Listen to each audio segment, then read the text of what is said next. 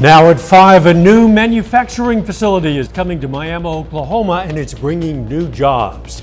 Plus, how a local church is helping refugees and immigrants settle in the area. And an appeals court unanimously says Donald Trump is not immune from federal criminal prosecution. I'm Skyler Henry in Washington, as the former president has already indicated he wants the U.S. Supreme Court to review the ruling. The 4 states' most watched news starts now. A new manufacturing facility and jobs are coming to Miami, Oklahoma. This is KOIM News at 5. I'm Dow Quick. The announcement came at this ribbon-cutting ceremony this afternoon. Valencia Pipe Company is the latest addition to Miami. The California-based company will now be able to access a whole new part of the country. The facility will create large septic and water tanks.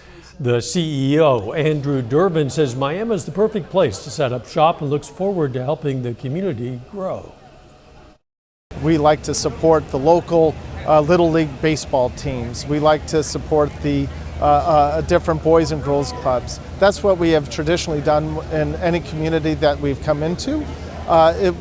In 5 years, hopefully we're a well-established business within the community and we're continuing to grow. That facility is going to be able to employ up to 25 people within its first year, but Durbin says the hope is to further expand and grow.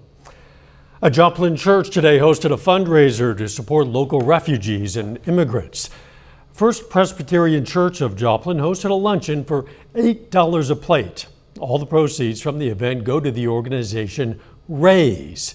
They help provide refugees and immigrants with resources and education to help them in their transition to a new home. And it's not as burdensome on our sponsoring families, and then we can do more, and it's not a barrier. Finances are not then a barrier for people to want to come alongside.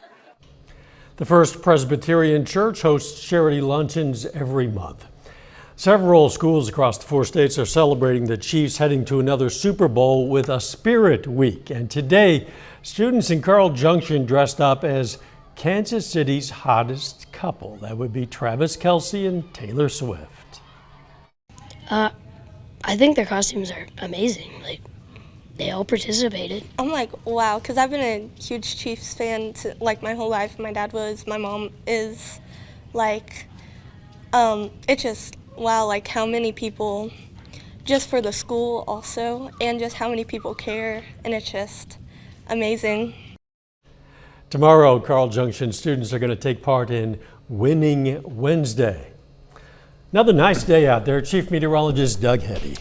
Yeah, we're definitely winning outside today. Temperatures again into the mid-60s for afternoon highs. We've dropped back a bit, but still looking pretty good. 58 in Nevada and Neosho, 60 at Grand Lake. Pittsburgh sitting at 57, Independence at about 59 degrees. As we slide through the evening hours, through the 50s, 40s, but we only bottom out into the lower 40s. We do have a lot of clouds kind of streaming in, so we are going to have mostly cloudy skies as we go through the overnight hours tonight. We're seeing the beginnings of our next wave, which is building back to the south and to the west, which will affect us as we go through the next few days. Mild and windy days ahead, highs in the 60s, but the winds are really going to be picking up, gusts near 40. We're going to be talking more about that here in just a bit. See you soon. An appeals court in our nation's capital ruled President Trump can stand trial in connection with charges he plotted to overturn the results of the 2020 election. The panel struck down Trump's broad claims of immunity. Reporter Skyler Henry has more on what comes next. The D.C. Court of Appeals rejected former President Trump's claims he's immune from prosecution for his actions while in the White House and leading up to the Capitol riots on January 6, 2021. The 3-judge panel issued a unanimous 57-page ruling. They basically said that former President Trump, for present purposes, is citizen Donald Trump, and he enjoys no greater protection against criminal prosecution than any other citizen of the United States. Trump sat in the front row when his lawyers made their arguments in January and has continued to plead his case on the campaign trail. This isn't just me. This is all presidents. They have to be given immunity. Otherwise, they're going to be unable to act. His camp responded to the ruling, saying President Trump respectfully disagrees with the D.C. Circuit's decision and will appeal it in order to safeguard the presidency and the Constitution. The wait for this ruling pushed back the federal election interference trial against the former president. It had been scheduled to get underway in less than a month. The former president's options for appeal include the U.S. Supreme Court. I think it's probably likely the Supreme Court will act very quickly to not take this case. All of this making it harder for the current GOP presidential frontrunner to avoid trial, as voters weigh their options for the November ballots. Skyler Henry, CBS News, Washington. Legal experts say a trial could be on the docket as soon as spring. A Michigan jury has found Jennifer Crumbley guilty on all 4 counts of involuntary manslaughter for her son's mass shooting at his high school in 2021. The counts were for each student who was killed. Prosecutors argue Jennifer Crumbley could have prevented the shooting after she and her husband were called to a meeting at the school about their son's behavior and then left him there that day. Country singer Toby Keith has died at the age of 62 after a battle with stomach cancer. According to a statement on his website, Keith passed peacefully last night, surrounded by family. He was diagnosed with cancer in 2022, but still performed at the People's Choice Country Awards last year, where he received the Country Icon Award. Still ahead, how more dentists are using artificial intelligence to enhance their treatments, and what a new study shows about the effectiveness of weight loss surgery for controlling blood pressure. Those stories next in Health Watch. Topping today's Health Watch, adults in the U.S. experience considerable mental health issues as a result of the COVID-19 pandemic, but many are not getting the help they need. Those are the findings from researchers at Columbia University, who say even though outpatient mental health care increased from 2018 to 2021, the rate among adults with serious psychological distress decreased during that time period. More and more dentists are using artificial intelligence to enhance their treatments. Reporter Stephanie Stahl has more on how AI is helping at the dentist's office. This could turn into tens of thousands of dollars in root canals and crowns if we don't act. Dr. Kai Williams explaining to his patient, Patrick Kipp, how artificial intelligence helped figure out what was causing his pain. The system noted a possible area of infection or a fracture of the tooth. Something Kipp said was missed by other dentists he visited, with repeated complaints of a toothache. It was quite a process. It was a lot of pain, a lot of confusion, a lot of difficulty figuring it all out. He finally turned to Dr. Williams at Dental House in Middletown, Delaware, who in addition to traditional dental evaluations also uses artificial intelligence, AI. It's just an amazing diagnostic tool as a second opinion. Artificial intelligence is a computer system that collects millions of dental images that show different conditions. The AI software can in seconds compare and analyze new images. It is truly going to become the gold standard in the dental industry. Here's a traditional x-ray and now shown in pink with the AI application. It allows us to, again, not only see that there's a cavity present, but also be accurate into how aggressive that cavity is. The American Dental Association says AI is progressing, but human expertise and clinical judgment remain essential. Here's what AI shows for Kipp, the fracture and infection that was fixed with an extraction. So I'm very thankful that they were able to help. Dr. Williams now uses AI for all his patients at no additional charge. Kipp says he has a new appreciation for new technology. Stephanie Stahl, CBS News, Philadelphia. New research finds weight loss surgery in obese patients is more effective for long-term blood pressure control than blood pressure medications alone. Results of a study done in Brazil show participants who underwent the procedure had lower body mass indexes and were on fewer medications after 5 years compared to those who used only medication. And that is a look at today's health news. A little bit later, we're going to hear from some people suffering from a deadly disease after working with quartz to build countertops. Plus, the mild temperatures stick around, but the winds really start to get cranking. We're going to look at that coming up.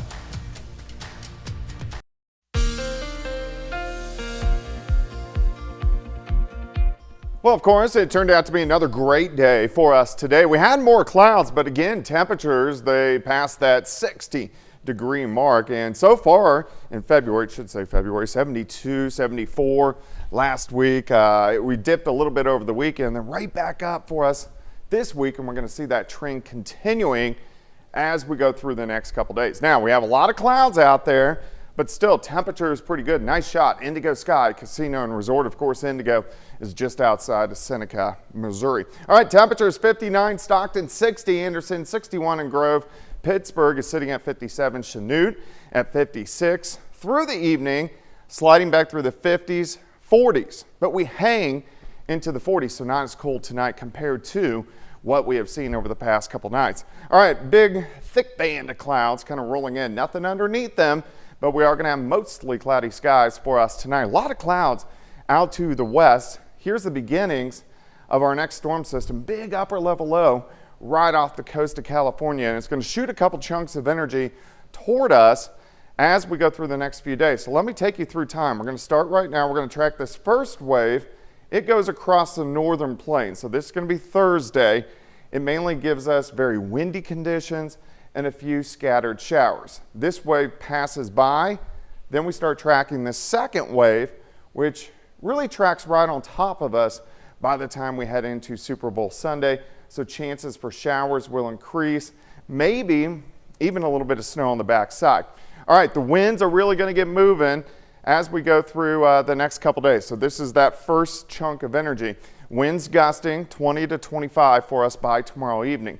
But look at this, tomorrow night into Thursday, winds gusting 40 upwards to 45 miles per hour at times. So if we look at our wind forecast, this is a trash can in the neighbor's yard type of situation. So you may want to put it in the garage. And then as we go into that second system, so here's Saturday evening, rain increases. This is Super Bowl Sunday. A lot of people having parties, getting out and about, and the roads most likely should be wet. May even get a little bit of snow that tries to mix in. This is right during the Super Bowl Sunday at 8 p.m. Now, until those get here, we look okay. A lot of clouds for us tonight, lows, lower 40s. As we go into your Wednesday, mostly cloudy, near 60 by noon. Once we get into the afternoon, mid 60s once again. Tomorrow night, a few random little showers. Try to press in. These are going to be very hit and miss, but they are going to be out there into Thursday morning. Then they rotate out of here, right back into the mid, if not upper 60s for highs by Thursday afternoon.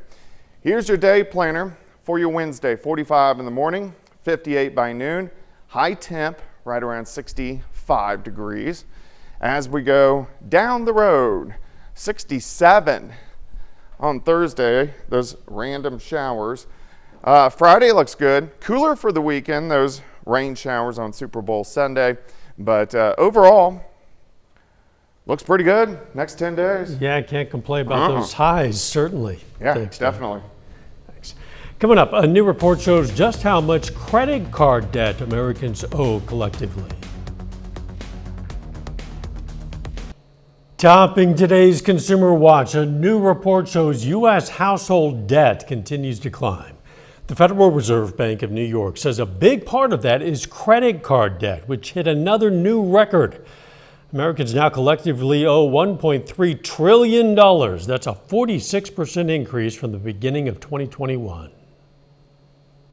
I think that really speaks to high inflation and high interest rates. The average credit card right now charges a record high 20.74%. That's making it harder for people to get out of debt, as is the fact that they're charging more things. The report also says credit card and auto loan delinquencies are continuing to rise, notably among younger borrowers. Financial experts say if you have credit card debt, transferring that debt to a zero balance transfer card, one that doesn't charge interest for up to 21 months, could help. Consumers plan to spend nearly $26 billion on Valentine's Day this year, about the same as last year. That's according to the National Retail Federation. The figure breaks down to an average of nearly $186 a person, and it's nearly $8 more than over the past 5 years. Of the $26 billion, consumers are planning to spend a new high of more than $14 billion on spouses or significant others. Don't know where the other $12 billion is going. We're learning about the danger behind a countertop material found in millions of American homes. Engineered stone, also called quartz, or at least using quartz, is popular because it's beautiful and can be made in multiple colors and finishes. But many of the workers who make those counters are getting sick from a material called silica. Reporter Anna Werner has exclusive interviews with workers suffering from the deadly disease silicosis. This wasn't what Dennis Williams expected at age 36, sitting home instead of working, waiting for a lung transplant to save his life. You live with the pain. It's an inexplicable pain. I have pain every day. The cause? Silicosis, a deadly lung disease his doctors say resulted from working in a shop like this one, cutting and shaping countertops made of engineered stone. Over the past decade, engineered stone countertops made from crushed quartz have taken over the U.S. market. Resistant to cracks, stains, heat, and chemicals. But compared to natural stone, these slabs often contain much higher levels of crystalline silica, as much as 95%, a material that, if inhaled, can cause silicosis, which destroys the lungs. Workers who cut and shape those slabs, like these in videos we obtained, often work in a haze of silica dust, and many are now becoming sick. Every week or every 2 weeks, I hear about a new case here. Dr. Jane Fazio is a pulmonary critical care physician at a UCLA medical center north of Los Angeles. For instance, yesterday I had a patient, he'd had a cough he didn't really think anything of, and I basically told him that he was going to need a lung transplant or he was going to die in the next couple of years. A study she led last year found in California, nearly a fifth of the workers who got silicosis on the job died. It almost sounds like an epidemic. It definitely is. Often, it's immigrant Latino workers paying the price. Williams is now suing his attorney, James Nevin. Many of these workers are in their 20s, their 30s, their 40s, and they will be dead within a year if they don't get a lung transplant. The manufacturers knew all that. They knew exactly this is what was going to happen. The manufacturers declined to comment on the lawsuits. An industry group, the Silica Safety Coalition, said exposure to silica dust is preventable if fabrication shops comply with state and federal OSHA regulations and requirements. Another, the Engineered Stone Manufacturers Association, said licensing programs and enhanced regulatory oversight are the keys to protecting workers. Just 2 weeks ago, Dennis Williams finally got a double lung transplant. Doctors say if he's lucky, it may let him live to his mid-40s. I wouldn't wish this on my worst enemy. Caesarstone told us the health and safety of our employees, suppliers, and partners is of top priority. Another manufacturer, Cosentino, told us it now exclusively sells lower silica products of 10 and 40%. Keep in mind these products are not dangerous to homeowners once they're installed. It's the dust that's dangerous to workers. Anna Werner, CBS News, New York. A final check of the forecast next.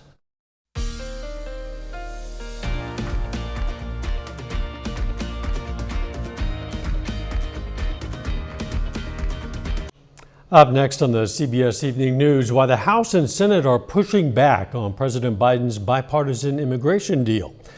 Then on KOAM News at 6, we're going to have more on that new manufacturing facility coming to Miami, Oklahoma. Plus, hear from the driver of the Joplin school bus that caught fire while on its route yesterday. And Pitt State announces the head coach for its new men's golf program. Stay with us for the CBS Evening News and then KOAM News at 6. Hey, to be the first to see breaking news, weather, and sports, download the KOAM News app. You can do it right now. It's available free of charge. It's in the Apple App Store, the Google Play Store. All you have to do is search for KOAM News app. Doesn't feel like February out there, does it? No, it feels great. We've had highs mainly into the 50s and 60s over the past couple days. 65 tomorrow, 67 on Thursday. The winds are really going to pick up. Temperatures stay great. We do cool down a little bit as we head into the weekend. Thanks, Doug, and thank you for joining us. CBS Evening News is next. And of course, we're going to be right back here for KOAM News at 6. See you then. Let's make it a great evening.